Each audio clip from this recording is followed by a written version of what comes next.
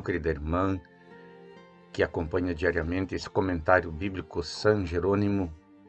Boas-vindas neste dia 2 de junho de 2022.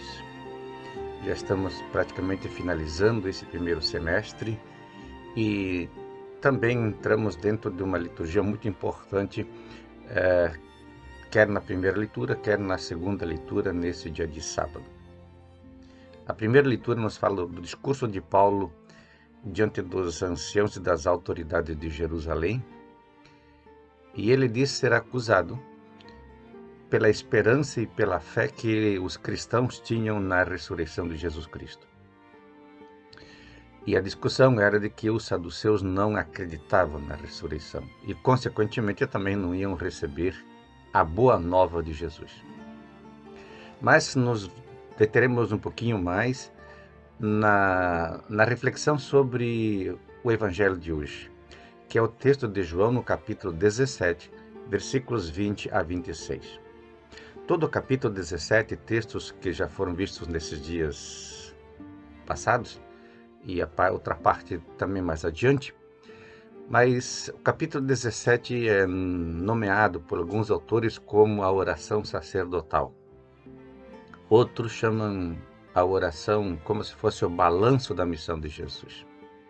E Jesus parece que nesse capítulo 17, ainda que com a colaboração do redator, ele entrega praticamente de volta a missão ao Pai.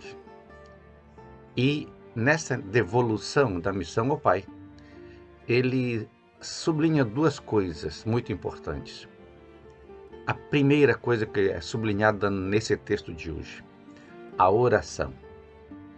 Jesus reza não só pelos discípulos, não só pelos cristãos, mas por todos aqueles que irão crer no futuro.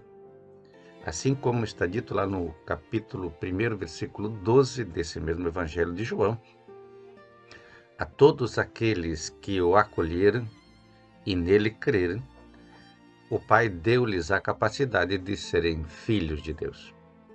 Em outras palavras, assim como Jesus devolve a sua missão e o reino ao Pai, todos aqueles que acreditam também devolvem a sua vida, o presente que receberam ao Pai. Nesse aspecto, digamos, é fundamental, então, a oração, não exclusiva para dentro, não só por aqueles que amam, por aqueles que correspondem, mas uma oração universal. Pelos que creem, pelos que não creem, pelos que são santos e por aqueles que são pecadores também.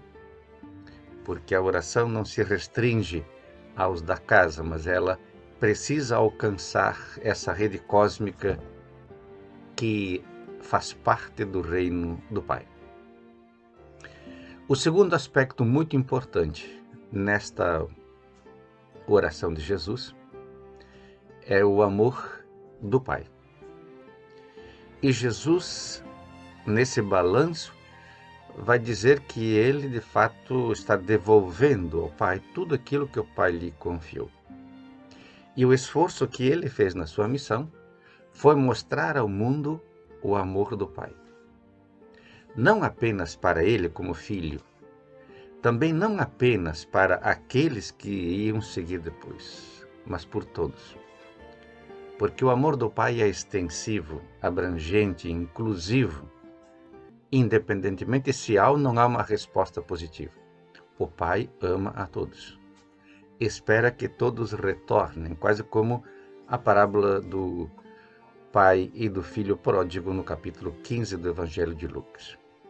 Dentro deste quadro, são muito importantes esses dois elementos. Uma oração cósmica e um amor cósmico. Portanto, Jesus afirma nesse texto que deu a conhecer ao mundo o amor do Pai. E que o Pai ama também aqueles que não vão corresponder. Mas eles são amados, ainda que depois rejeitem este amor. Trata-se então aqui, fundamentalmente, de perceber que o amor de Deus se dá pelo universo, mas existe uma parte desse universo que não corresponde. E é por isso que Jesus tem dois conceitos de mundo, quando ele vai dizer O mundo não te conheceu, porque não conheceu a mim.